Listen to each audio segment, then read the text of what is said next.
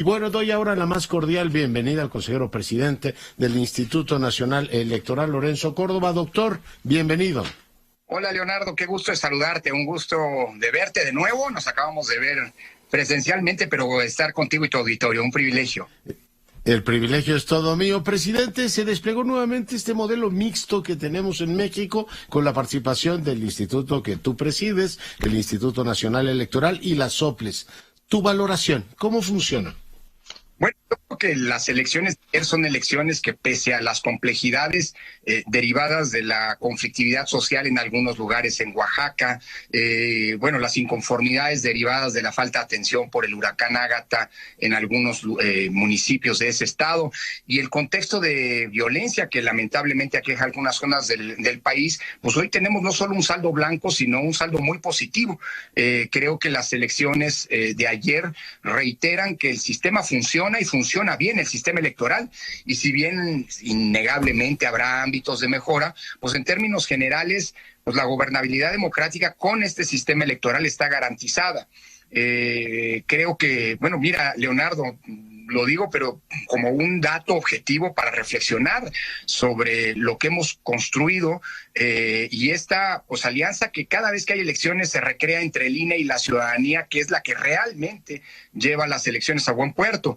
Con las elecciones del día de ayer, las 8 elecciones, porque son las 6 de gobernador o de gubernatura, más las del Congreso local en Quintana Roo y las elecciones de ayuntamientos en Durango, alcanzamos en los últimos 8 años, desde que el IFE se convirtió en INE, la cifra de 330 elecciones organizadas, cuando en 23 años el IFE organizó 18 elecciones federales, y ninguna de estas 330 elecciones ha traído como consecuencia, algunas muy competidas sin lugar a dudas, algunas elecciones llegaron a ser anuladas luego de haber sido impugnadas al tribunal, pero ninguna trajo consigo una conflictividad postelectoral de relevancia, y más aún con las alternancias que se hacen. Pues me parece, faltan los cómputos distritales, los cómputos legales que comenzarán el miércoles, pero la claridad y la contundencia de los resultados preliminares pues nos arrojan 4 alternancias en las 6 elecciones de gubernatura, con lo cual llegamos a un índice que ronda el 70%. Es decir,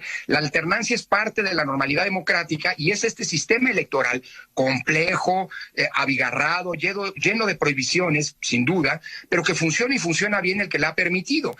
Incluso yo te diría, desde el punto de vista de la organización, estamos muy satisfechos, no solamente porque en estas elecciones tuvimos un compromiso de la ciudadanía verdaderamente encomiable. Piensa tú que para las 150,000 plazas, digámoslo así, como funcionarias y funcionarios de casillas que necesitamos para operar los 21,000 centros de votación del día de ayer, tuvimos en un primer momento a casi 330,000 personas que habían aceptado ser funcionarios de casilla, es decir, un ejército democrático, ciudadano de reserva que permitía, que garantizaba que las elecciones llegaran a un buen puerto. Y además los sistemas funcionaron de manera excepcional. Una vez más, en este momento, Leonardo, los 6 PREPs, cerraron con el 100% de las actas capturadas. Esto no suele ocurrir. Y los PREPs se ubican perfectamente en medio de los rangos de votación que establecieron los conteos rápidos que ayer el grupo de científicos que trabaja para el INE ofreció, y que, por cierto, fluyeron de una manera muy veloz. Antes de las 9 de la noche ya estábamos enterados de buena parte de hacia dónde iban las cosas. Por tanto, esta idea de que algunos sectores han impulsado que es prioritaria una reforma electoral y, por otro lado, estrangular presupuestalmente a los soples, no es buena idea. Finalmente le dan buenas cuentas a los ciudadanos. Lorenzo.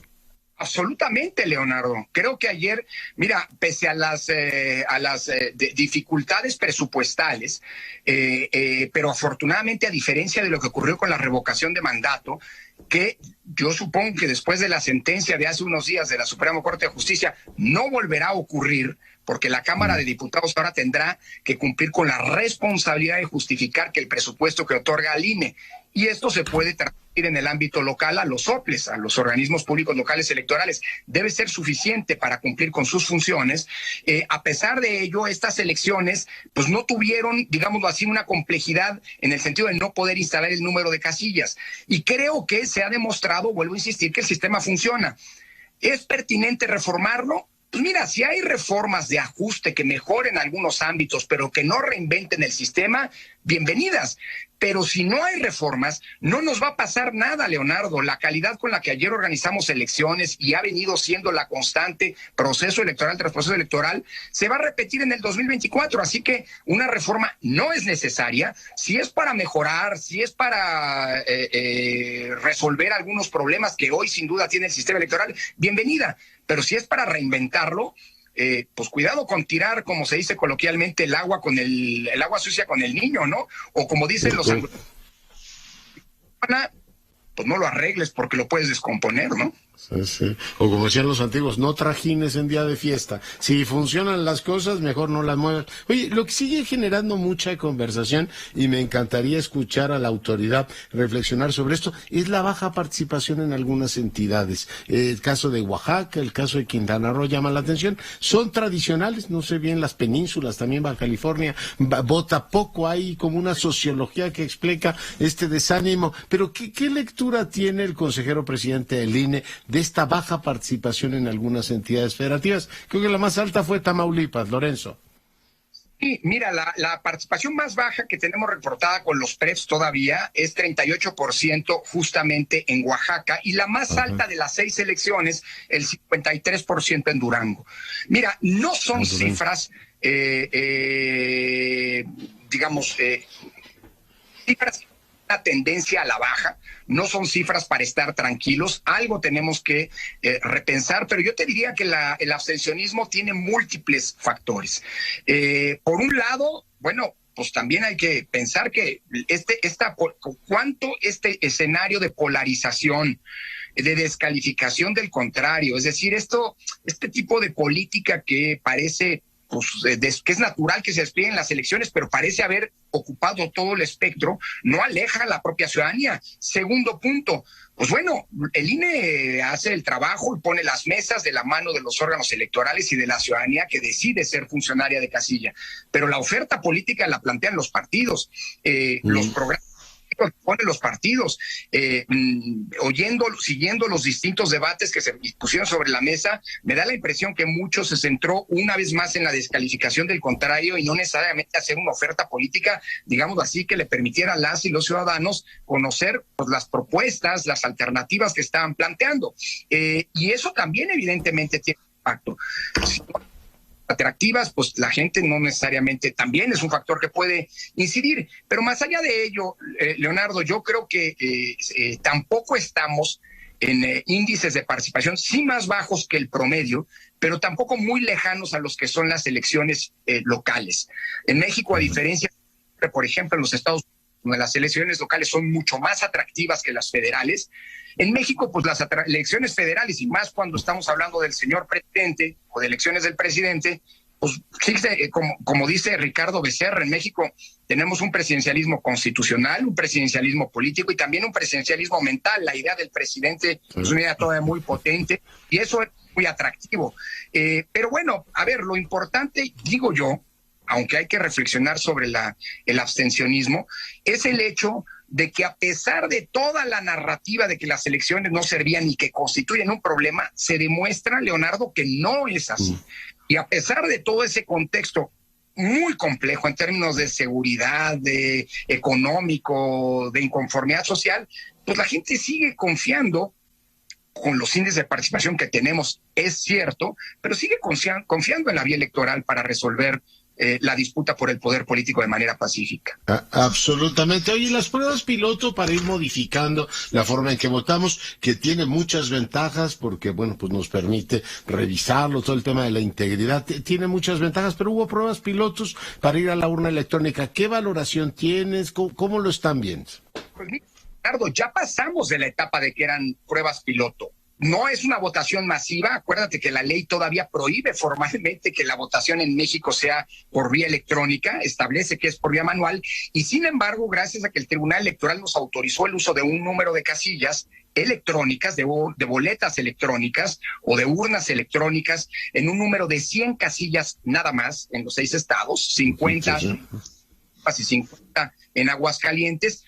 Una vez más, no es la primera vez que lo hacemos, funcionaron muy bien y no son fuente de Yo creo que este es un buen elemento para que en una eventual discusión legislativa se pueda seguir avanzando y bueno, hacia modelos que pueden acabar, por cierto, en el futuro, pues sin perder confianza, generando pues, las economías, los abaratamientos al sistema electoral que podrían ser positivos. Eso por no hablar, Leonardo, que en 4 de los 6 estados hubo votación desde el extranjero por Internet. Cerca de 8 votaciones. Es una muy buena noticia porque esta es la tercera ocasión en que este tipo de votación ocurre sin que haya representado un problema. Y creo que a estas alturas es un buen dato objetivo. Oye, si ya pasó 3 veces, pues que se pueda reflexionar si hacia adelante pues avanzamos hacia, digámoslo así, votaciones de tipo híbrido, es decir, que haya quien pueda votar a través de Internet o de urnas electrónicas de manera mucho más amplia de lo que hoy ocurre. Vuelvo a insistir, creo que la valoración es muy positiva y el gran problema del voto electrónico es el de remontar la desconfianza. Creo que hay suficientes elementos para ir paulatinamente avanzando. Por cierto, la misma lógica en la que ha avanzado el sistema electoral.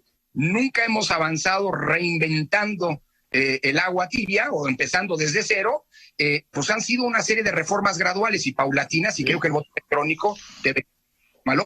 Aproximaciones sucesivas y también un aprendizaje a veces con sanciones. El año pasado hubo 2 candidatos que no pudieron efectivamente estar en la boleta porque no cumplieron con sus obligaciones, a pesar de que ellos minimizaron el tema, esto de ¿qué pasa que yo no cumpla con mis obligaciones ante la autoridad? Digo, si uno le dice eso al SAT, le va a decir, está usted multado. Bueno, al INE les digo, señor, no puede ser usted candidato. Ahora se portaron mejor, ¿no? No hubo nada, no hubo, digamos, sanciones de este tamaño. El sistema también va teniendo estos correctivos, Lorenzo. Exactamente, yo creo que sí, Leonardo. Mira, a todo el mundo le queda claro hoy que con ese tema, con este INE, no se juega. Porque la ley es la de sentido y sí venimos con ese cuento. La ley no la hizo el INE, la establecieron los legisladores, los partidos políticos, como resultado de un arreglo político en torno a las reglas del juego, a las que todos decidieron acogerse, someterse. Y el INE lo que le toca es aplicar esas reglas porque son de las que depende, digámoslo así, la recreación democrática en virtud de ese acuerdo, ese pacto que ahí está.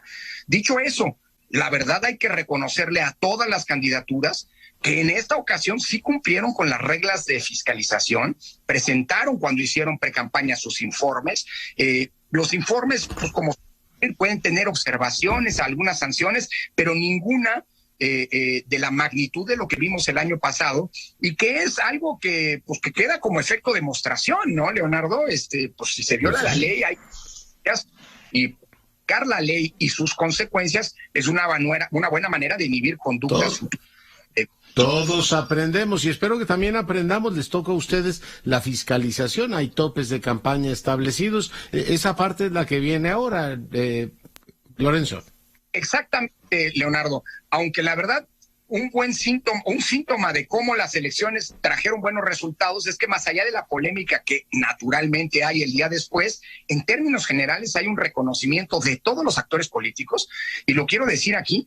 He escuchado la verdad con sorpresa, pero con mucho agrado, esa expresión de Mario Delgado reconociendo el buen trabajo en la organización del INE y señalando, por supuesto, hombre, la postura de parte que es absolutamente normal, igual que el resto de las presidencias de los otros partidos. Dicho eso... Si quería convertir al INE en hospital, ahora ya está viendo su funcionalidad, ¿no? Pues digamos, pues sí, ¿qué te digo? Dicho eso, todavía no acaba la elección. De hecho, lo que hoy tenemos son resultados sí oficiales, porque los han emitido los órganos electorales, pero no definitivos, no son los resultados legales.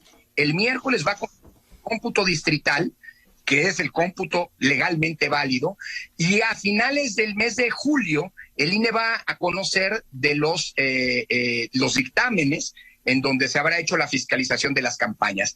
Pero los resultados, como se prevé, como los arrojan los conteos rápidos y el PREP, son tan holgados que en ningún caso estamos, en las gubernaturas al menos, en ningún caso estamos en la hipótesis de una diferencia de menos del 5% que sea determinante eso, ¿no? podría poner en riesgo la validez de la elección. Entonces, pues bueno, digamos que los resultados ayudan para que la fiscalización sea tan exhaustiva como ha sido, pero sin que necesariamente pues estén en juego la validez de las elecciones, al menos en primera instancia.